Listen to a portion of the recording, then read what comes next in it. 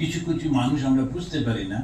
আমরা মনে করি ওই ছোট ছোট নদীগুলো প্রচন্ড বেগে ছুটছে, দেখি মনে হয় আমাদেরটাও কেন হচ্ছে না।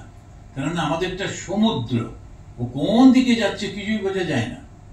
কখন ওর যে স্রোত কোথায় যাচ্ছে, ওর সমুদ্রের আবার স্রোত কি কিছুই বোঝা যায় না। কিন্তু এই সমুদ্রের স্রোতটা কারো কারো পছন্দ হয় না, এত বিশাল। আমরা ছোট্ট একটা নদী হবার হু করে ছুটবো, এরকম ওর দেখতে পছন্দ হয়। ওরা সব ওই আলাদা হয়ে গিয়ে এক একটা কাল্ট তৈরি করে। তখন এই একটা নাম, একটা মানুষ, একটা পদ্ধতি, একসঙ্গে সবকিছু করব, আর মিলে ওটা মনে হয় যেন প্রবল গতিতে যাচ্ছে, কিন্তু বেশি দিন থাকে না।